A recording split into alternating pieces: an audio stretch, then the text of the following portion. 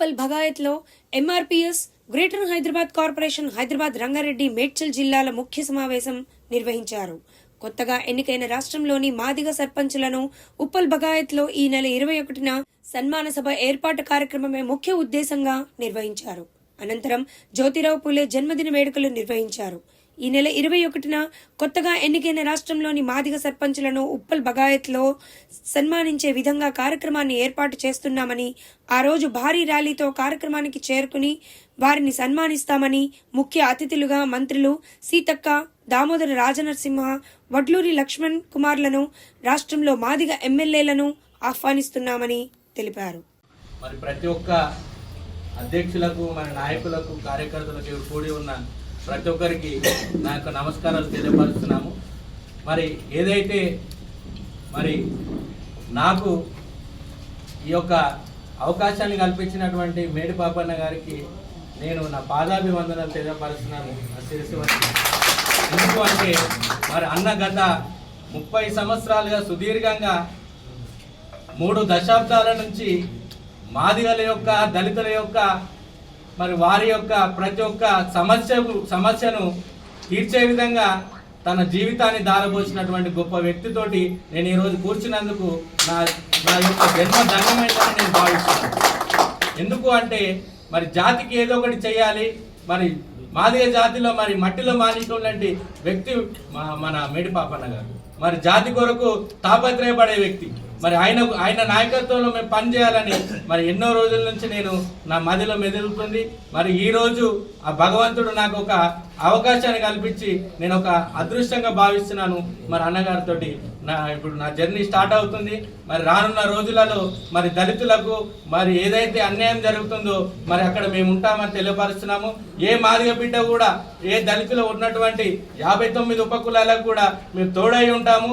మరి వాళ్ళకు కూడా మేము ప్రతి ఒక్కరం మరి ఇక్కడ కూర్చున్న ముఖ్య నాయకత్వం మరి అన్నగారి పిలుపు ఎక్కడిస్తే మరి అక్కడ మేము వెళ్ళి మరి అక్కడ మేము అన్నగారికి సహకరిస్తామని మరి ఈ అవకాశం నాకు ఇచ్చినటువంటి పెద్దలందరికీ మరి పాపన్న గారికి ముఖ్యంగా నా ధన్యవాదాలు తెలియపరుస్తూ సెలవు తీసుకుంటాను. అత్యున్నతమైనటువంటి మా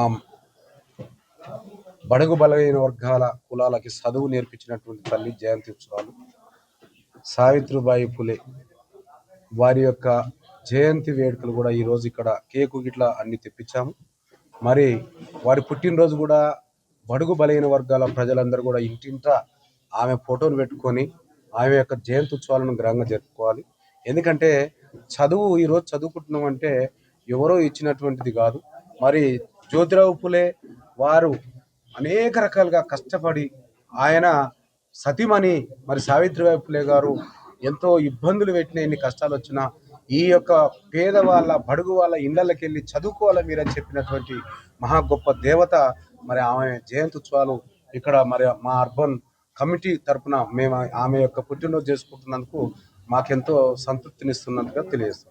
మాదిగ రిజర్వేషన్ పోరాట సమితి 30 సంవత్సరాల సుదీర్ఘమైనటువంటి ఈ ఉద్యమంలో అనేక మంది, అనేక కులాల సపోర్టింగ్ తీసుకుంటూనే ఈరోజు మా యొక్క ముత్యాల విజయ్ కుమార్ గారు, అట్లాగే మా రవికుమార్ గారు ఎంఆర్పిఎస్లో పనిచేయడానికి వారి బాధ్యతలు, పూర్తి బాధ్యతలు మరి రాష్ట్ర ప్రధాన కార్యదర్శిగా, రాష్ట్ర వర్కింగ్ ప్రెసిడెంట్గా వాళ్ళని డిక్లేర్ చేసుకోవడానికి ఈరోజు ఇక్కడికి వచ్చాం. అట్లాగే ఈ యొక్క రాష్ట్రంలో ఉన్నటువంటి మాదిగ, కొత్తగా గెలిచినటువంటి మాదిగ సర్పంచులందరినీ కూడా మన యొక్క ఉప్పల్ భగాయతు శిల్పారామంలో మరి 21 మధ్యాహ్నం 2 గంటల నుంచి వెళ్ళి మరి భారీ ఎత్తున ర్యాలీ, ఆ యొక్క సభ మరి సన్మానోత్సవం, సర్పంచుల సన్మానోత్సవానికి ముఖ్య అతిథులుగా మా వడ్లూరి లక్ష్మణ్ కుమార్ గారు, ఎస్సీ డెవలప్మెంట్ శాఖ మంత్రివర్యులు, అట్లాగే ఆరోగ్య శాఖ మంత్రివర్యులు దామోదరం గారు, అట్లాగే గ్రామ పంచాయతీకి సంబంధించినటువంటి సీతక్క గారు, వీరందరూ కూడా 3 మంత్రులు, అట్లాగే మా ఎమ్మెల్యేలు